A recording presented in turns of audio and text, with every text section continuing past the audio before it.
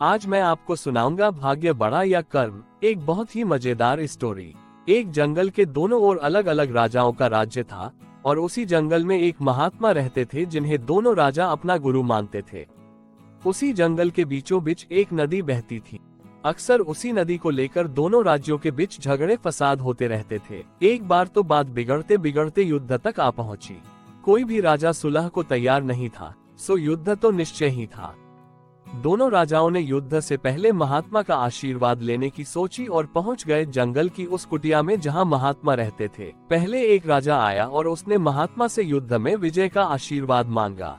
महात्मा ने कुछ देर उस राजा को निहारा और कहा कि राजन, तुम्हारे भाग्य में जीत नहीं दिखती, आगे ईश्वर की मर्जी। ये सुनकर पहला राजा थोड़ा विचलित तो हुआ, फिर उसने सोचा कि यदि हारना ही है तो पूरी ताकत से लड़ेंगे, परंतु यूं ही हार नहीं मानेंगे, और अगर हार भी गए तो हार को भी औरों के लिए उदाहरण बना देंगे, परंतु आसानी से हार नहीं मानेंगे।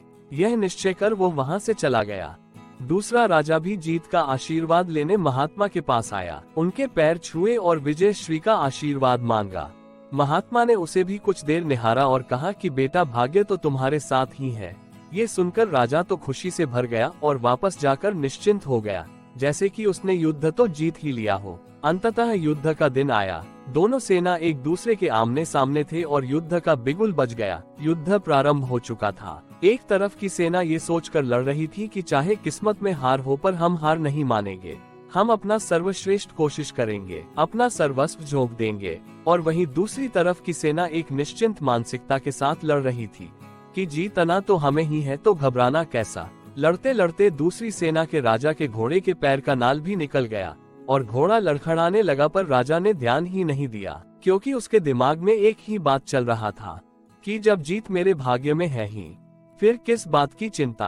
कुछ ही क्षण बाद दूसरे राजा का घोड़ा लड़खड़ा कर गिर गया, जिससे राजा भी जमीन पे गिर पड़ा और घायल हो गया और वो दुश्मनों के बीच घिर गया। पहले राजा के सैनिकों ने उसे बंधक बना लिया एवं उसे अपने राजा को सौंप दिया।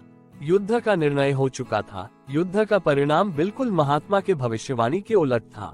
निर्णय के बाद महात्मा भी वहां पहुंच गए।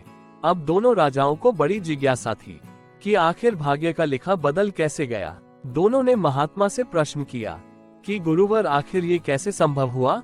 महात्मा ने मुस्कुराते हुए उत्तर दिया, राजन, भाग्य नहीं बदला, वो बिल्कुल अपने जगह सही है, पर तुम लोग बदल गए हो। उन्होंने विजेता राजा की ओर इशारा करते हुए कहा कि अब आपको ही देखो राजन, आपने संभावित हार के बारे में सुनकर दिन रात एक कर दिया। सब कुछ भूलकर आप जबरदस्त तैयारी में जुट गए, ये सोचकर कि परिणाम चाहे जो भी हो, पर हार नहीं मानूंगा। खुद हर बात का ख्याल रखा, खुद ही हर रणनीति बनाए।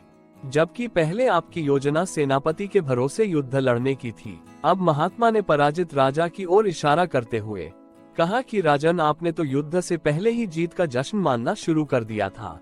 आपने तो अपने घोड़े की नाल तक का ख्याल नहीं रखा। फिर आप इतनी बड़ी सेना को कैसे संभालते और कैसे उनको कुशल नेतृत्व देते। और हुआ वही जो होना लिखा था। भाग्य नहीं बदला, पर जिनके भाग्य में जो लिखा था उन्होंने ही अपना व्यक्तित्व बदल लिया। फिर बेचारा भाग्य क्या करता। सीख, इस कहानी से यह सीख मिलती है कि भाग्य उस लोहे की तरह वहीं खींचा चला जाता है जहां कर्म का चुंबक हो। हम भाग्य के अधीन नहीं हैं, हम तो स्वयं भाग्य के निर्माता हैं। ये सत्य है कि भाग्य भी उन लोगों का साथ देता है जो कर्म करते हैं। किसी खुरदरे पत्थर को चिकना बनाने के लिए हमें उसे रोज घिसना पड़ेगा। ऐसा ही जिंदगी में समझे, हम जिस भी क्षेत्र में हो, अपना कर्म करते रहें, बिना फल की चिंता किए। धन्यवाद।